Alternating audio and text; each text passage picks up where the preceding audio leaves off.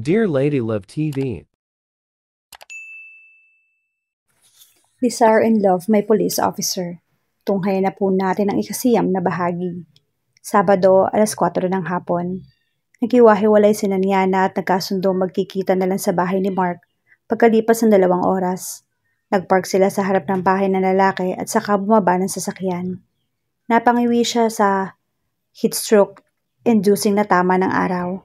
Sa sobrang init sa labas ng bahay ay walang taong naglalakad sa kalsada. Ano ba?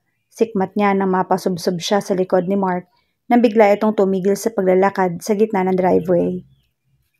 Ipinasa ng lalaki sa kanya ang kanyang knapsack na pinaglalagyan niya ng kanyang mga damit. Anong? Naputol ang ibig sabihin at nanalaki ang kanyang mga mata nang bumunot si Mark ng baril mula sa holster sa likod ng baywang ng maong nito. Sinenyasan siya ng lalaki na dumikit sa likod nito. Agad naman sumunod si Niana sa kabila ng biglang pagbilis ng tibok ng kanyang puso. Sumilip sa itaas na bahagi ng jealousy window si Mark dahil iyon ang nakabukas. Lalo siyang dumikit sa lalaki para makita rin niya kung may tao nga sa loob ng bahay, pero napaurong agad siya nang pandilatan siya ng mga mata ng binata. He looked so intense. Malayo iyon sa usual na facial expression na nakikita niya. Nagtatrampoline ang kanyang puso. Umabante sila ng marahan pagkatapos ay pinihit ni Mark ang doorknob. Bumukas ang dating nakalak na doorknob ng pinto. Nabibingi na siya sa malakas na kabog ng kanyang dibdib. Pero nadismaya naman siya nang sumunod siya kay Mark. Wala naman palang tao sa loob ng bahay. Akma magsasalita si Niana nang ilagay ni Mark sa tapat ng kanyang labi ang hintuturo nito. Nakagat niya ang kanyang ibabang labi. Hindi iyon dahil muntik na siyang magsalita, kundi dahil natutukso siyang halikan ang mga labi ng lalaki. Biglang may nag-flash sa banyo. Bago pa niya malaman kung ano ang nangyayari, ay nakahawak na si Mark sa braso. Iniikot at pinadikit sa dingding sa labi ng bookshelves habang nakatayo ito sa kanyang tabi at nakatutok ang baril sa unahan. Gusto niyang sumili pero wala siyang ibang choice kundi maghintay na lang.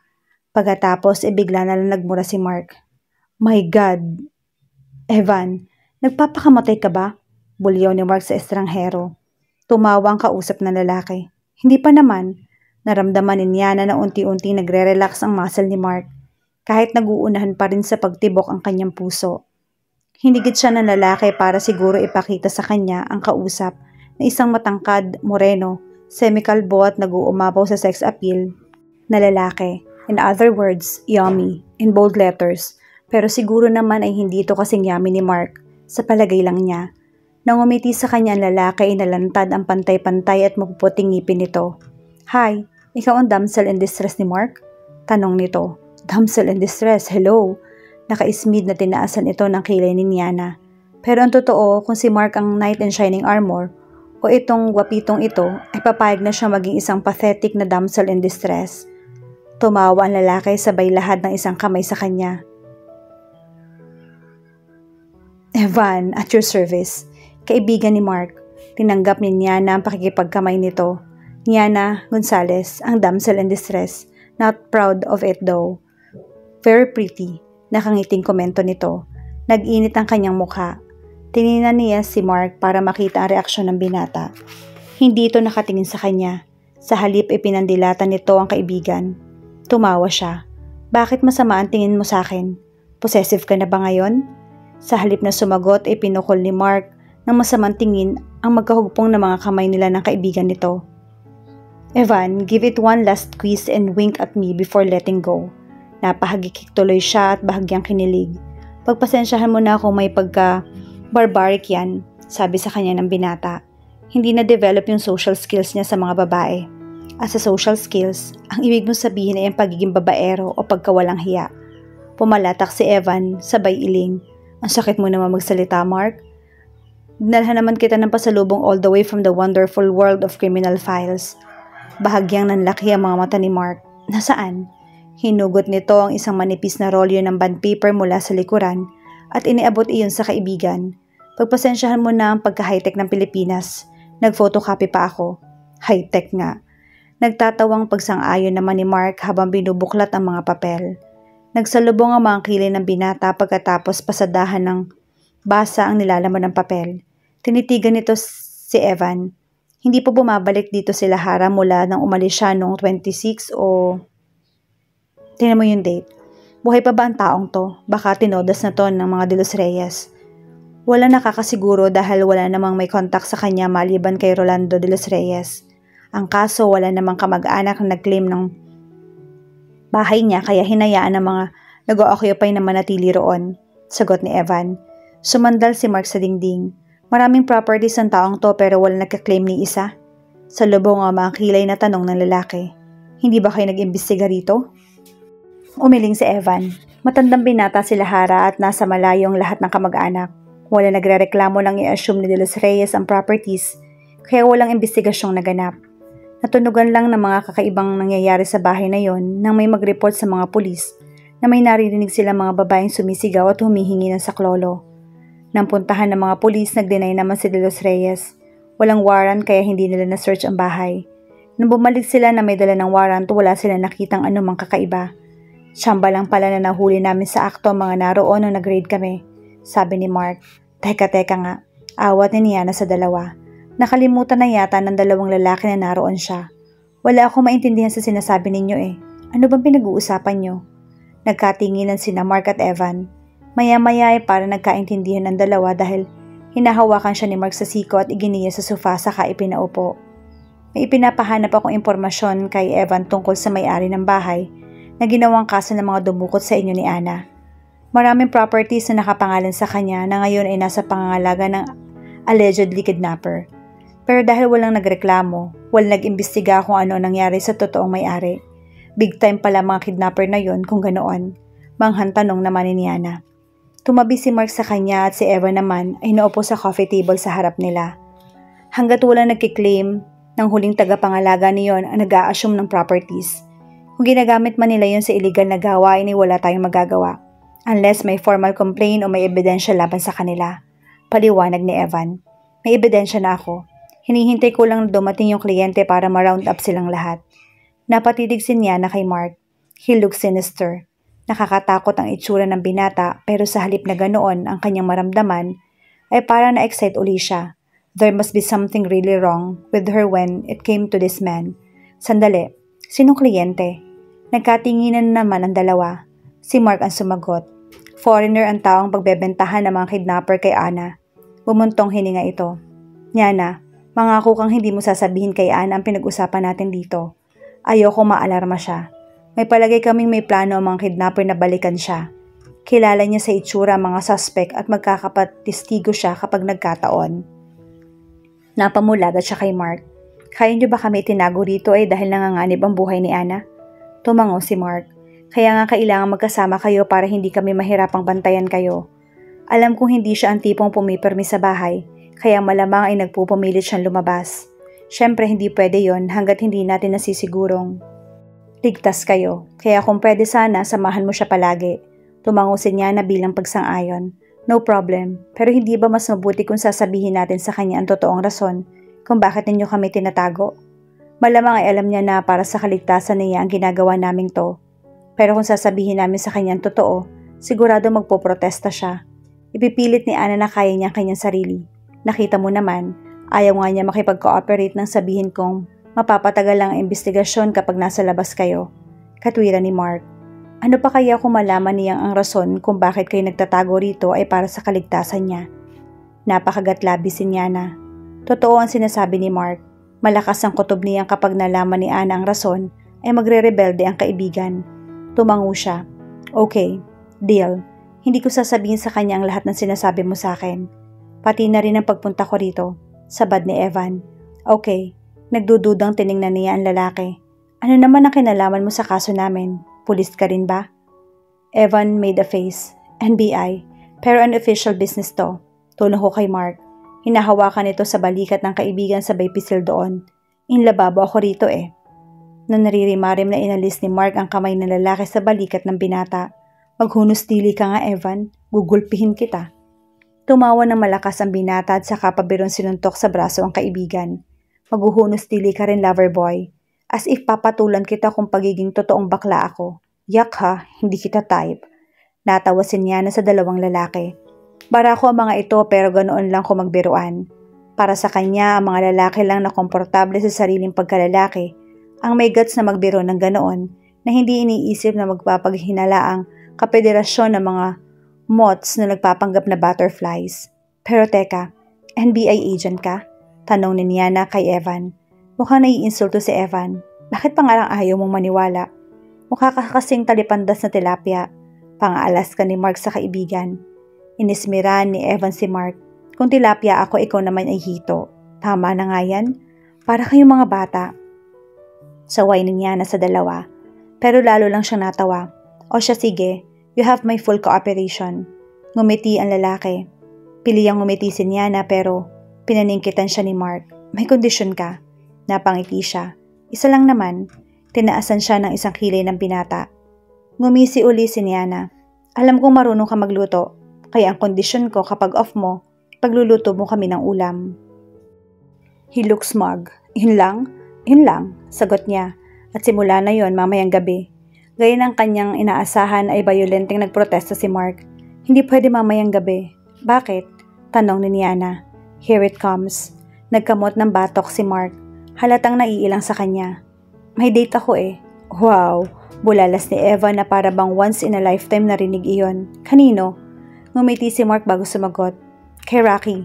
Naalala mo ba yung babae sa NARC team ng mga pulis Maynila 3 years ago? Parang pinagsakloban ng langit at lupa si Niana sa narinig.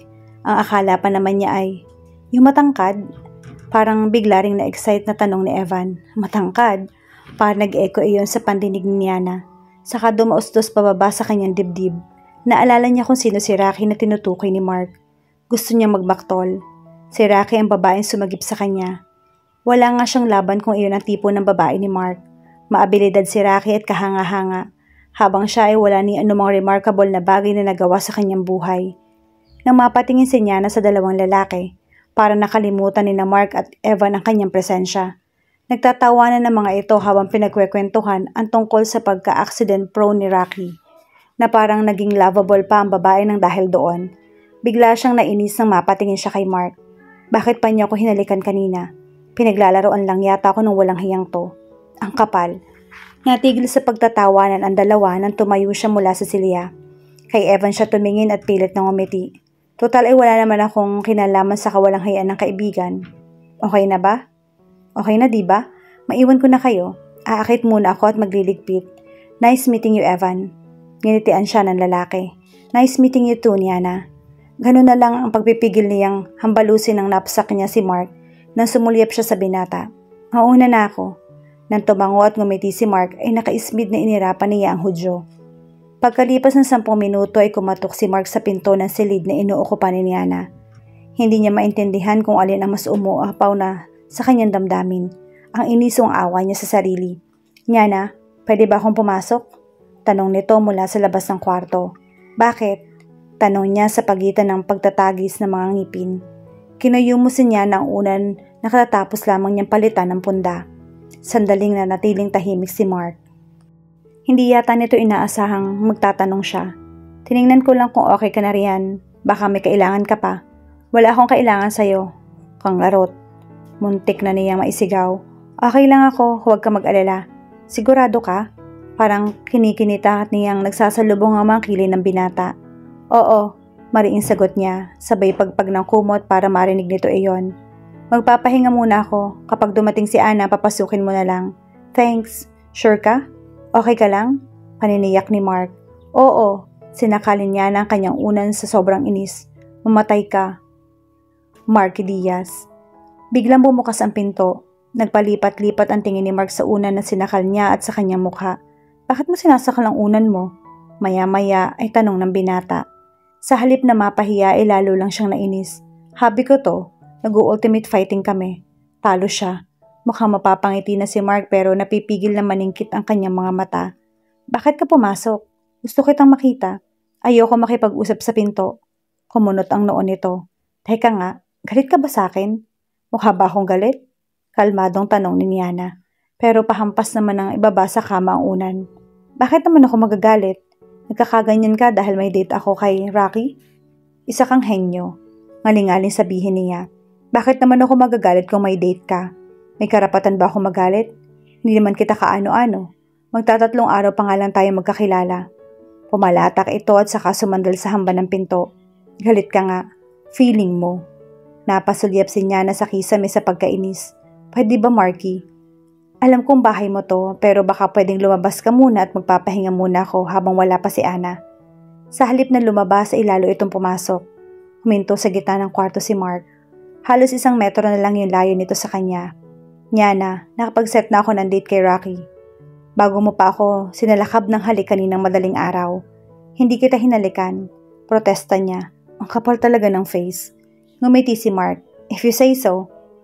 Marky, nanggigigil na sabi niya. Itinaas nito ang mga kamay. Sandali nga. Hay nako naman. Bigyan mo muna ng pagkakataong magpaliwanag ang suspect mo bago mo patawan ng sentensya. Hindi mo kailangang magpaliwanag, pero bahala ka. Humalukip-kip siya at hinintay itong magsalita. Nagkibit balikat si Mark. Kung galit ka na hinalikan kita, tapos makikipag-date ako kay Rocky. Hindi ako galit. Putol niya na sa pagsasalita nito. I'm sorry, parang walang naririnig na sabi nito.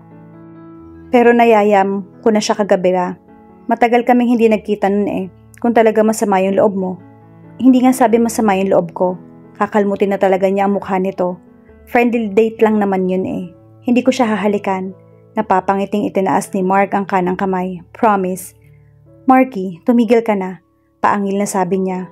Huwag ka na mag-promise na hindi. Lumapit sa kanya si Mark. Hinawakan ng isang kamay ang kanyang batok at saka walang babalang sinakop ang mga labi nito ang kanyang mga labi. Bago pa siya makahumain ng lambot na ang kanyang katawan at parang may sariling isip na pumikit ang kanyang mga mata. Umakyat ang isang kamay niya sa balikat ni Mark at kumapit doon. Ang kabila ay napakawit sa likod ng binata hanggang sa magdikit ang kanilang mga katawan. Hindi tulad ng halik nito na parang nanunukso, mapusok ang halik ni Mark ngayon. Para bang nangangako iyon ng mga bagay na gusto nitong gawin sa kanya. Na mag-angat na mukha ang binata ay kapwa sila kinakapos ng hininga. Unti-unti siyang napadilat at saka sinalubong ang matiim na titig nito. Hindi pa bumabalik ang kanyang utak na hinigop yata ng halik ni Mark. Pero nadarama niyang nakahawak ang binata sa kanya na parang ayaw siya nitong pakawalan. Hindi ko siya hahalikan, pabulong na ulit ng binata. He laid his forehead against hers, his lips hovering above her own. Bahagyang nanlaki ang mga mata nila. Although he acted as if there was nothing different, he was hard, down there. She could feel him against her belly. Huwag kang mangako nang hindi mo matutupad, pabulong na sabi niya. She loved the feel of being that close and pressed against him. Hindi alam ni Nyana kung bakit. Had it only been more than 48 hours since they met? Why did it feel as if they were meeting each other for a lifetime ago? Tinitigan siya ni Mark. Nyana, sa maniwala ka at sa hindi. Mula kaninang 3:00 ng umaga na magising ka at ayon sa'yo, hindi mo ako sinibasib at sinalakab ng halik. Bahagya itong umiti kahit seryoso ito. Hindi na ako makapag-isip ng matino. Wala akong gustong halikang babae maliban sa'yo. Ewan ko kung bakit. Kaya huwag mo na akong itanong. Hindi alam ni Nyana kung anong isasagot, kaya tumango na lamang siya bago muling napaisip. Paano kung bigla mong maisip na halikan si Rocky? Umismid si Mark. Kung mangyayari yon, sana'y noon pa. Ano ka ba? Hindi niya alam kung dapat siyang ma-assure ng dahil doon o hindi. Napatitig siya sa mukha ng binata. Pwede naman kayong mag-sex ng walang halikan eh. Naningkit ang mga mata ni Mark. His hands tightened at the back of her neck and her waist. Nyana, malapit na ako mapuno. Pagbabanta nito. Bakit ba? Angal niya. Inaano ba kita? Then she grinned and licked her lips. He stayed still with her as she looked at him. Joke lang, sir. Umiling si Mark at saka muling nagbaba ng ulo. Bago uli siya mahalikan nito, inilapat niya na ang kanyang hintuturo sa tapat ng maabilidad na mga labi nito. Akala ko ba hindi mo ko hahalikan hanggat hindi natatapos yung kaso? Nagsulubong ang mga kilay ni Mark. Ang gulo mo kasi. Hindi ako makapag-isip ng matino dahil sa'yo. Akmang kakalas sa kanya ang binata pero hinigpitan niya na ang pagkakakapit sa balikat nito. Sandali, nagtatanong lang ako. Hindi naman ako nagrereklamo. Ngumisi si Mark. Ganun ba? Bumaba uli ito sa ulo nito pero bago pa magkasalubong ang mga labi nila, ay narinig na nila ang ugo ng kotseng nagpark sa tapat ng bahay. Umungol ito. Wrong timing talaga tong si Umali, oo. Napahagikik si Nyana at saka bumitiw sa binata. Pero muli rin siyang hinigit nito. May 10 seconds pa tayo.